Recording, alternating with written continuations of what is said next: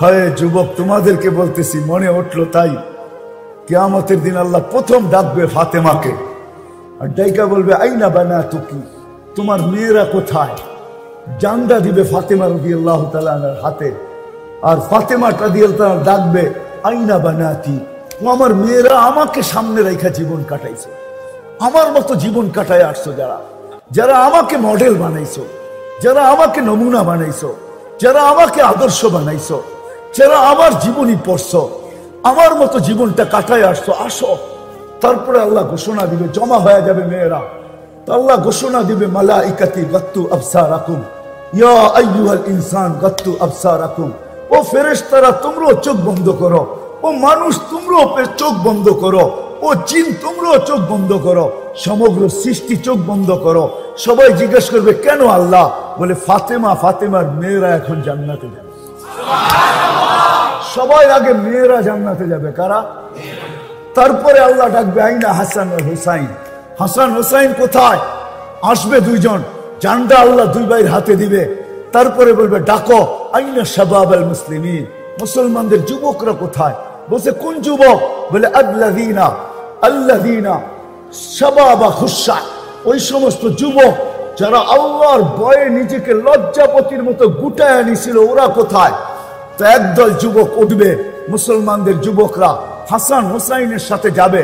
তো আল্লাহ বলবে হাসান হুসাইনকে, চলো তোমরা আগে, মুসলমানদের যুবকরা তোমাদের সাথে। তারপরে ডাকবে আইনা আবু বকর, আবু বকর উঠবে, তার হাতে বুরাদের জান্ডা দিবে। আবু বকরের সাথে উমর আসবে, উসমান আসবে, আলী আসবে, টপ আসবে, আশারায়ে মুবাশশারা আসবে। তারপরে আল্লাহ ডাকবে আইনা শুয়ুখাল মুসলিমিন, মুসলমানদের বুড়ারা কোথায়? আইনাল্লাযীনা শাইয়াবু ফিল ইসলাম, ওরা কোথায় যারা ইসলামের ভিতরে দাড়ি পাকায় দিছে? তারপরে উঠবে বুড়ারা, আল্লাহ বলবে আবু বকর তুমি আগে, এইবার চলো মুসলমানদের বুড়ারা।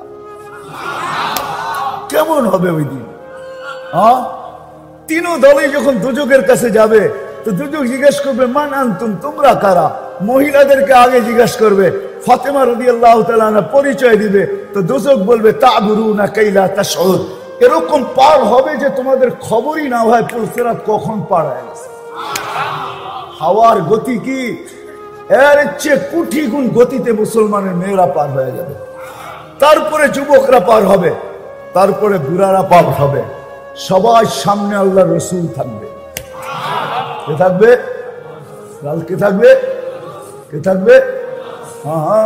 আরেক দল মহিলা আছে যারা আল্লাহর রাসূলের আগে দিয়ে জান্নাতে ঢুকবে। যারা যৌবন বয়সে বিধবা হয়েছে, কিন্তু বাচ্চা কাচ্চা পালতে যায় নিজের জীবনটাকে বিসর্জন দিয়া দিছে, আর দ্বিতীয় বিয়ে বসে নাই, বাচ্চা কাচ্চা নিয়ে জীবনটা কাটায় দিছে। তারা আল্লাহ রসুলের আগে দিয়ে ঢুকবে। তা আল্লাহ রসুল জিজ্ঞেস করবে তোমরা কারা, আমার আগে ঢুকতেছো? হাইসা দিয়া বলবে ইয়া রাসূলুল্লাহ, পরিচয় দিবে। তা আল্লাহ রসুল বলবে মারহাবান বিকুন্না, তোমাদের জন্য মারহাবা, তোমরাই যোগ্যতা রাখো আমার আগে যাওয়ার, চলো। ওই জিন্দেগি শিখানোর জন্য আল্লাহ রসুল আসছে, যে তিনটা জিনিস যেন সুরক্ষিত হয়, ওইটাই শিখতে হবে, শিখা ছাড়া আসবে না। সাহাবারা শিখছেন, আমি দেখাইছি আপনাদেরকে, এরা দুনিয়া গড়লে করতে পারতেন, আমাদের মতো দুনিয়া গড়তে পারতেন। কসম খোদার মেরে আজিজ ও বুইগরের মানুষ, আমরা তো পায়ের ঘাম ঝরায়া আমরা দুনিয়া যতটুকু গড়ছি, যেই যতটুকু গড়ছি, সাহাবা শুধু ইশারা করলে বোঝা যেত। কি করলে? কি করলে? শুধু ইশারা না, ইচ্ছা করলেই বোঝা যেত। কি করলে? কি করলে?